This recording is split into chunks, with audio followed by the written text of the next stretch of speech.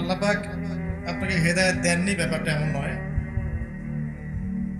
কিছু কিছু কারণে আপনার মনের মধ্যে, কলবের মধ্যে মরিচা পড়েছে।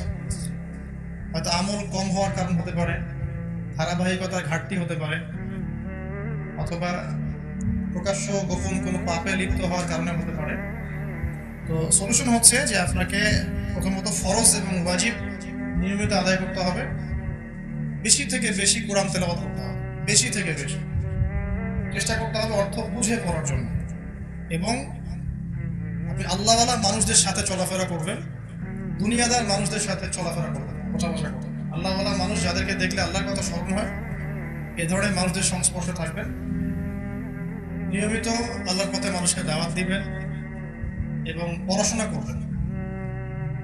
একটা বিষয় হচ্ছে, যত বেশি আমরা জ্ঞান চর্চা করব, ইমানের চর্চা করবো, ইমান তাজা থাকবে। চর্চা কমে গেলে ইমানে মরিচা ধরে যাবে, এটা স্বাভাবিক। ঠিক আছে, এক মাস যদি আমরা কোরআন হাদিসের সাথে সম্পর্ক না রাখি, অটোমেটিক ইমান কমে যাবে। এই কারণে পড়াশোনা এবং আমল বাড়াতে হবে। আর আল্লাহওয়ালা মানুষের সাথে থাকবেন, ইনশাআল্লাহ তারা আপনার সমস্যাগুলো ধরিয়ে নেবেন। আর শেষ জামানায় ইমান ধরে রাখার জন্য শুধু আমল যথেষ্ট নয়, পড়াশোনা করতে হবে, ইলম অর্জন করতে হবে। একটা বিষয় আপনি পড়েন, পড়াশোনা করে তারপরে ওটা আমল করার চেষ্টা করেন, দেখবেন আপনি অনেক মজা পাচ্ছেন, স্বাদ পাচ্ছেন। নর্মালি অভ্যাসগতভাবে আমল করতে থাকলে স্বাদ পাবেন না।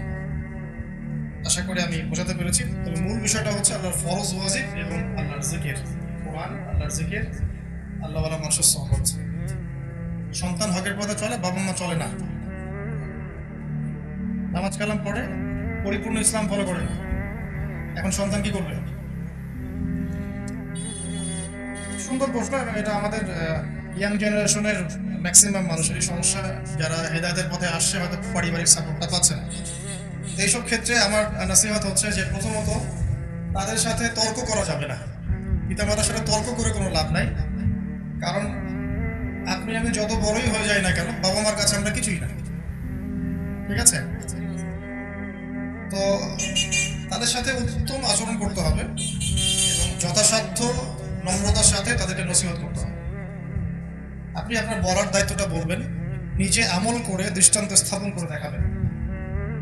আমি একটা লেকচারে বলেছিলাম অনেক দিন আগে যে, আমাকে কিন্তু আমার আমল নামা ঘাটলে আমার ইতিহাসে আমি পাই না যে আমাকে পুরো বংশ থেকে কেউ কোনোদিন একটা ইসলামিক বই কিনে দিয়েছে। ঠিক আছে, তো অনেক প্রতিবন্ধকতা ফেস করে করে করে করে ইসলাম প্র্যাকটিস করতে হয়েছে, যেটা আপনাদের কল্পনার বাইরে। তো এক্ষেত্রে আপনাকে দৃষ্টান্ত স্থাপন করতে হবে, নিজে আকীদা শক্ত করে আমল করে নিজে আগে আপনি একটা এক্সাম্পল হবেন যে আমি ইসলাম পেয়ে এভাবে নিজেকে পরিবর্তন করছি এবং আমি হ্যাপি, আমি সুখী আছি।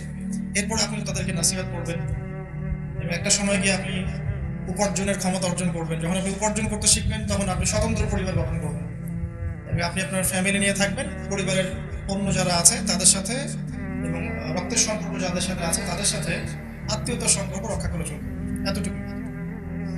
কারণ আমরা চাইলেই কাউকে হেদায়েতের পথে আনতে পারবো না। ইন্নাকা লা তাহদি মান আহবাবত ওয়ালাকিন আল্লাহ ইয়াহদি মান ইয়াশা। আল্লাহ পাক বলেছেন, তুমি যাকে ভালোবাসো তাকে হেদায়েতের পথে আনতে পারবে না।